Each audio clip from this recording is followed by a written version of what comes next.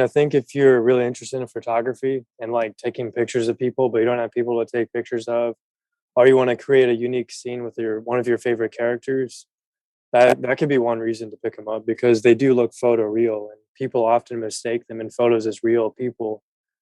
But if you just really love a certain character from a movie, like your favorite movie of all time, then and you want to literally have that character in six scale form, I mean, Hot Toys is literally going to give you that.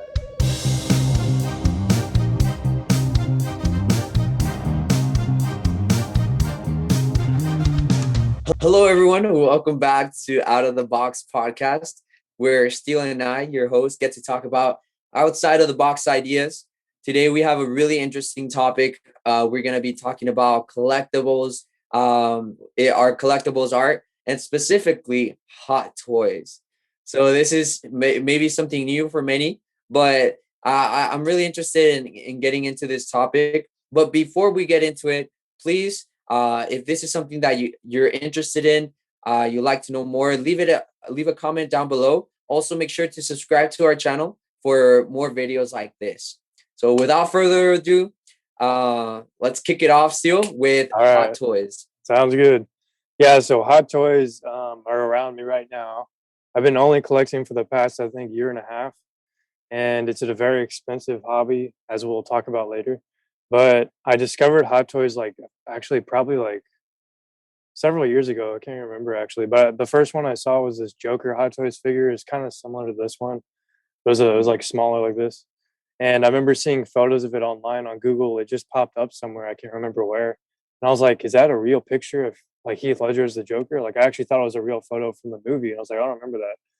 And then I realized later on that it actually was a Hot Toys figure, and I had mistaken it for a real person. And I was like, wow, like these are these things you can buy. And then I started kind of like, I think I just looked it up one time and I was like, oh, okay, so they don't just make the Joker, they make all kinds of like different characters from comic book movies, Star Wars, mainstream type of stuff. I was like, oh, that's actually pretty cool. That'd be cool to have, but I bet it's like really expensive. So I just kind of never really, I just kind of forgot about it. I think that was probably 4 years ago. And then recently, I guess this past year, I don't know. I can't remember what got me back into it, but I just Mm. kind of stumbled upon it again. And I was like, man, I really want that Joker Hot Toys figure. Like, that'd be so cool. That because The Dark Knight's one of my favorite movies. And it looks so real. Like all the photos I was looking at online, I was like, man, it's unreal how photoreal it looks. But I can never figure out how to buy it because the Hot Toys website doesn't have prices or like a shopping cart. But then I found out, I did a little bit of research, found out you can buy them through sideshowcollectibles.com. And I know it sounds like an advertisement right now, but anyways, that's when Mhm. it's not actually where I bought my first Hot Toys figure. The first one I bought was from Amazon, which was the Joker, which was very expensive. But now the most of the other ones I bought were on eBay. Uh, yeah, So that people know kind of like what prices right. these are looking at. Like what are the ranges? Yeah, so it depends. The ranges and prices depend on whether they're sold out and if you're going to buy it on the secondary market. So if you're buying from Sideshow Collectibles, the price is already inflated because of import taxes. Because all of these figures from Hot Toys are made in Hong Kong, so they imported to the United States and they're taxed for the import fees. And then so Sideshow adds that to some type of percentage of that to when they resell it on their website in America. And so basically, you're kind of paying a little bit more than what it would cost to buy in Hong Kong. And I actually recently found that out. I was like, okay, that's why $100 to $400 for like these scale figures, depending on the character. But if you're getting a quarter scale figure, it can be $500 to $600. But Wow. on the secondary market, it can be cheaper. Like this one was cheaper on the secondary market on eBay. Which one's that one? The New Goblin one Mm, from Spider-Man 3. nice. But the ones that were like more expensive, like for example, I got this one before it sold out, the Iron Man. But right now on eBay, I thought I saw it the other day for like 700 or, and then I've seen the Joker before for almost $1,000. Same for this. So yeah, it really depends on if Wow. it's sold out because when it sells out, the value There's more increases. demand. Yeah. And the people online, the collectors, are who determine the price on eBay and stuff like that. So Yeah. yeah, Wow, man. So I mean, this is definitely a really, if you think about it, it can start becoming a little bit expensive, yeah, definitely. with all the toys. But I think you taking a different spin to it. What do you get to do with these toys? Do you play with them, or you just have them on Right. display? Yeah. So I know a lot of collectors like to kind of display them, and they call it the museum pose, where you just kind of have them. Let me give an example. Kind of like not like this, but like straight up and down. So where there's no, because some collectors worry about damaging the fabric if you have it, because this is all like fabric. It's not like a Mm, plastic. That's what makes them so valuable. This is hand. I think it's like hand sewn and stuff like that. You can see the seam on the back, but fully posable. But a lot of people leave them like this because they don't want it to damage the suit. I like to take photos, so what I do is I pose them in all kind of different crazy ways and experiment with that. And so what I do is wow. I use my Canon camera for my movies, and I take photos of them with lighting and stuff like that to get some really dynamic poses. Um, but yeah, Dang. And do you post them on a certain page or something yeah, I where just people post can them see on them? my Instagram account with my name and Facebook as well. Uh, Nice. but yeah, I think it's just a really good. The way I see it, it's a good way to practice photography, like framing, composition, and all that, because they look real whenever you take photos of them. It's pretty cool. Yeah.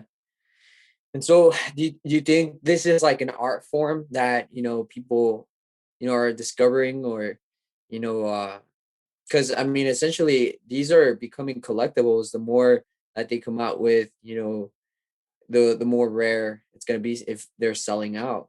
And so, do you consider this an art form as well for some people? Yeah. So me personally, like I know that art is something that some people have high standards for, I guess, and specific rules and definitions.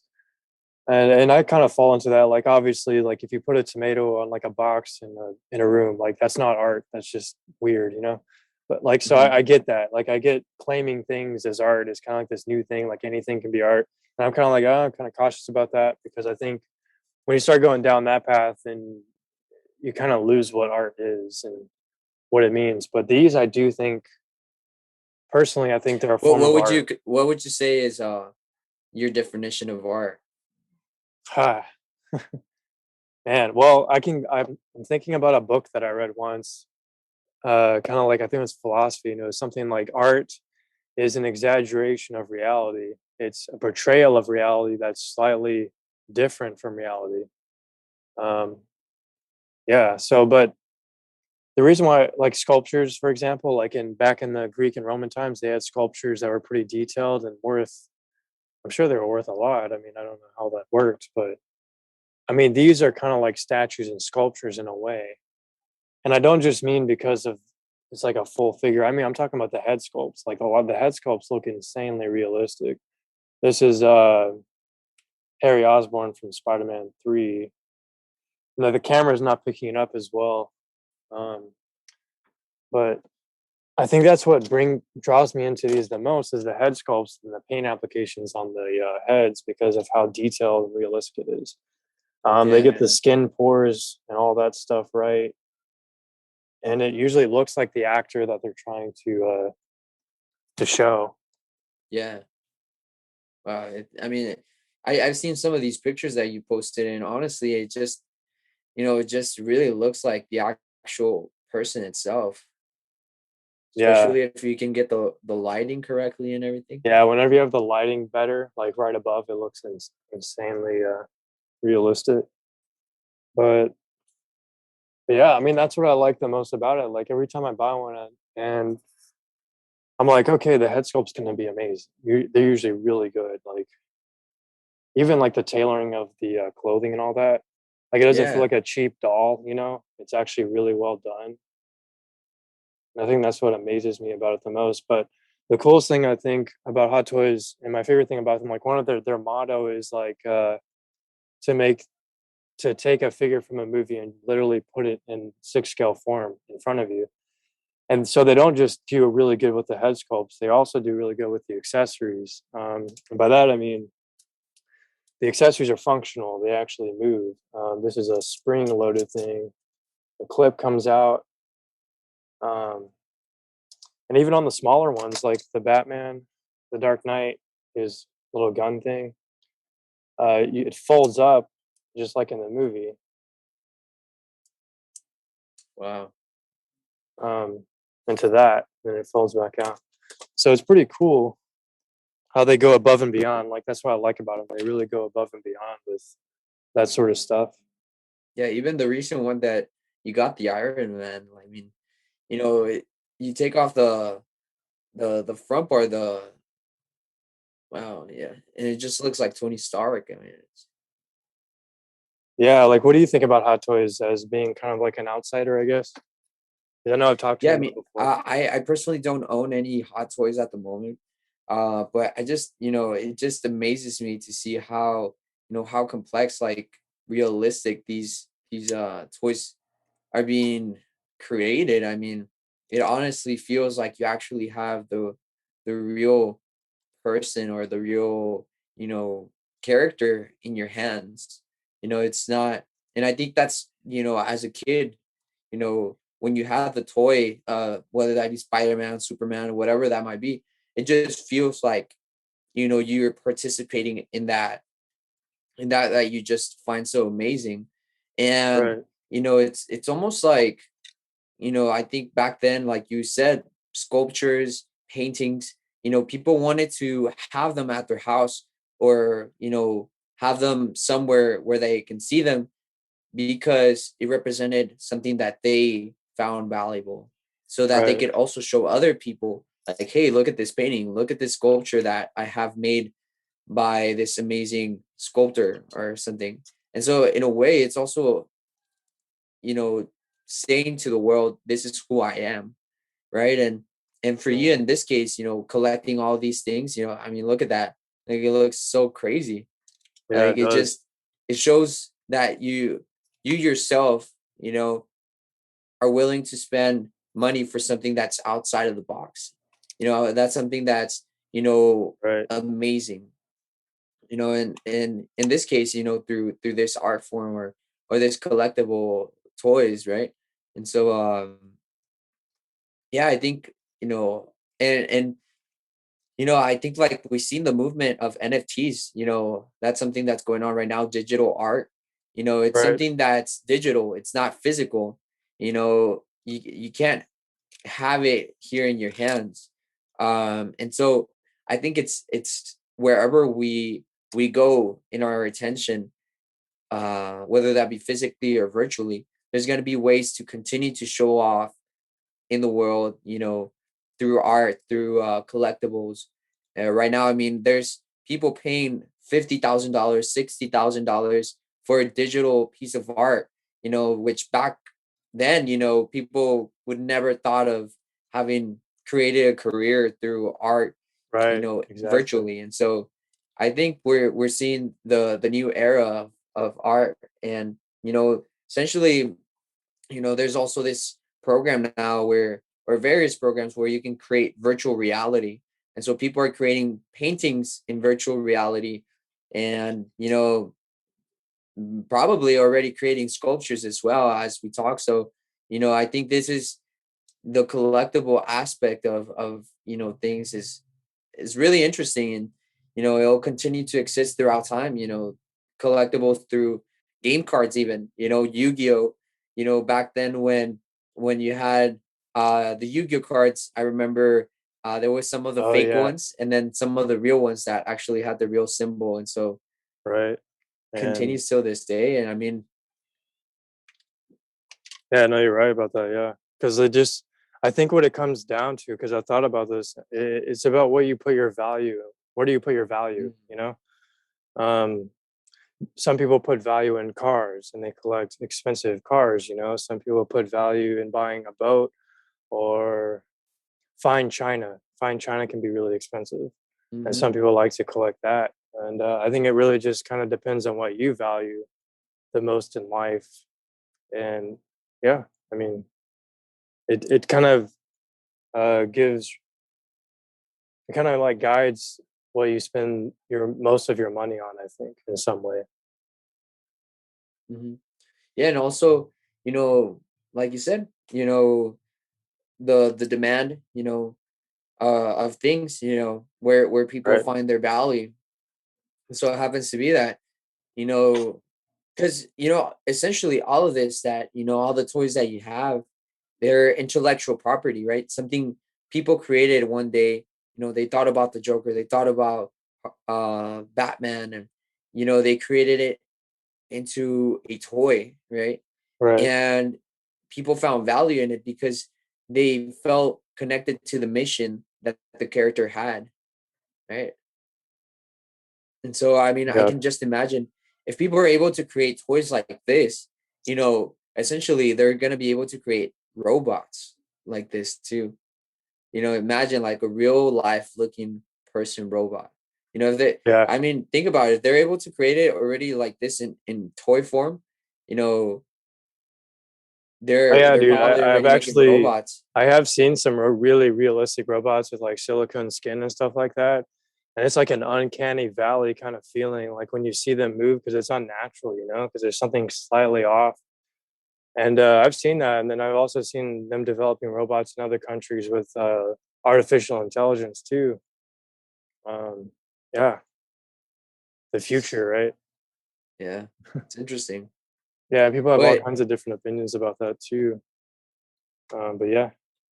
yeah, but I don't want to get too carried away with the future in itself. But talk more about the toys. Tell me like, what do you find so interesting about them? Like, why have you ventured into collecting them now? Well, I think I'm just blown away by them, honestly, because I've never seen anything like it. When I was growing up as a kid, I liked action figures and stuff like that, like Star Wars, Marvel.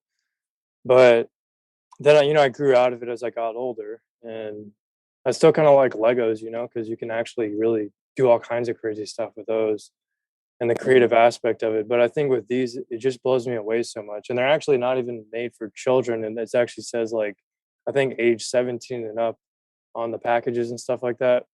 So they're Hot Toys markets them as like adult toys, like adult collector toys. Um, and so I think it's just really cool to have something so detailed that it feels like you're literally holding something from your favorite movie.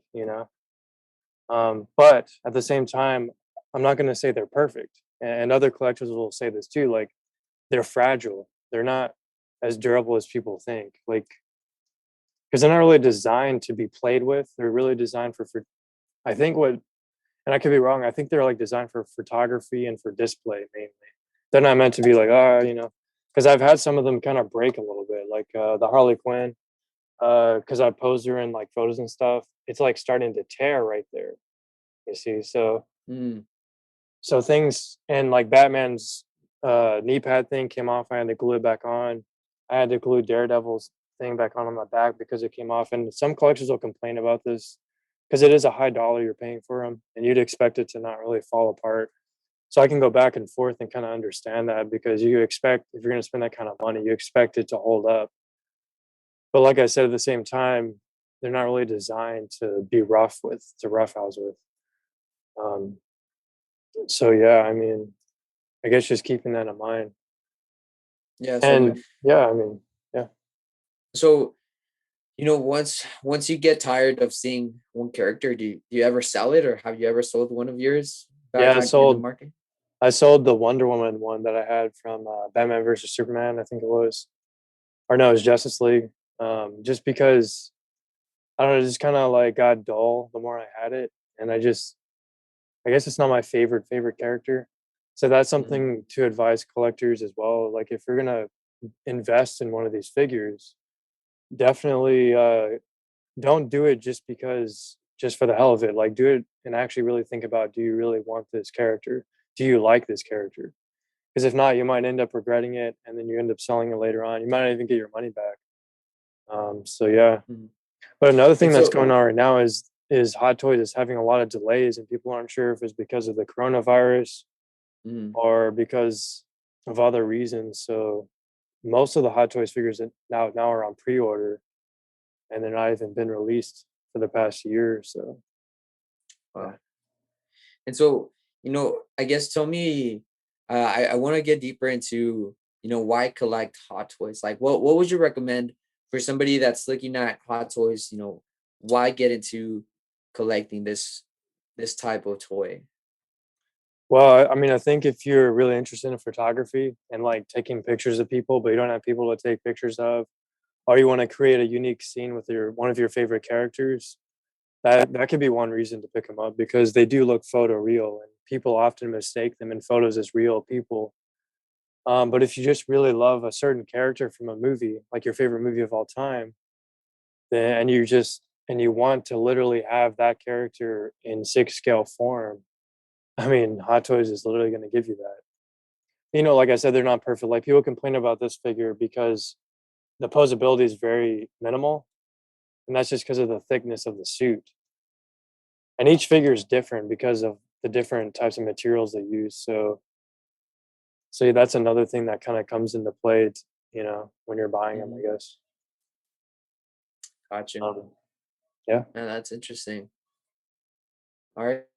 yeah. Is there anything else that you would like to add it into the Hot Toys aspect of things, or maybe how much should a collector have in terms of money to really start investing, or could people make this into a business? Like, Yeah, some people buy them to sell them. They just buy two of the same figures and then they sell one of them like a year later because they know they can get more money for it. Sometimes that doesn't work out. That's why there's a huge debate right now about Hot Toys reissuing figures. Reissuing mean like they're re-releasing the same figure they made like years ago that already sold out because they mhm, know there's a market for it and they know people want the figure because they see it. They watch the secondary market. I'm assuming. Otherwise, like bringing back figures is a good business strategy. Like the Dark Knight Batman, they're bringing that one back. They're bringing some of the old Iron Man ones back, and people are kind of up in arms. Like people who collected and want to resell them for higher profit are upset because now their value of the figure they had is going to go down because it's no longer a limited edition since they're going to re-release the same figure. Now I'm kind of okay with re-releases just because I've just started it, and I think other people who are just starting the collection can have a second chance of not spending a ridiculous like $500 to $1,000 for a figure because when they reissue it, they can spend anywhere from 200 to 300 instead and save hundreds of dollars. I think reissues could be justified if Hot Toys updates the figure, like they redo the head sculpt and make it better with mhm. updated technology, or they add new accessories that were never there before. They improve the figure in different ways. I think that's a good argument for. Yeah, that way they can see like the difference from one character to the other, right? Yeah. Well, what do you think? If there's any Hot Toys figure you could get, I guess. Is there Which one anyone would I that you? get? Yeah. Man, oh man, that's a really good one. I would probably say something like Baby Yoda or something like that. Oh Baby yeah, Yoda would be a cool one you're to in luck. collect. You're in luck, dude, because they have a 1/6 scale one, they have a life size one, and they have a quarter scale one. So you have like three different Oh man, options. that's crazy. Yeah. That's crazy. Yeah, I would say that one, and you know, which other one would I like? Mandalorian. Mandalorian. You have that one back there, right? Nah, I I see it wish. like, Nah, I have Boba Fett, and that's actually oh, not Hot Boba Fett. Toys. That's a Sideshow Collectibles, and I'm just not a big fan of the joints, the body they use for the base. It's kind of loose. Hmm. So now I've kind of like only collect Hot Toys now because yeah, because like I said, I've never really been disappointed really.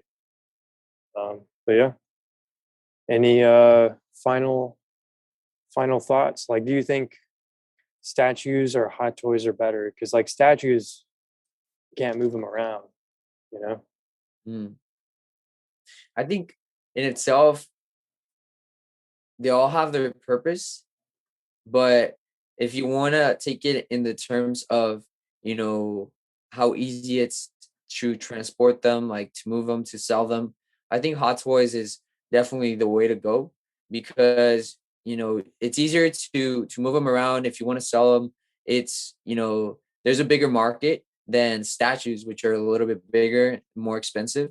So definitely Hot Toys, if for people who don't have, I guess, the income right now to really get started with collecting, it's a really great way to go.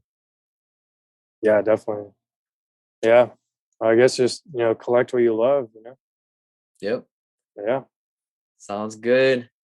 Dennis, well, thank you everyone for staying in tune with us. If you really like this episode, please leave a like, share a comment, and look forward to seeing what collectibles you have. If you do end up buying a hot toy, feel free to let us know.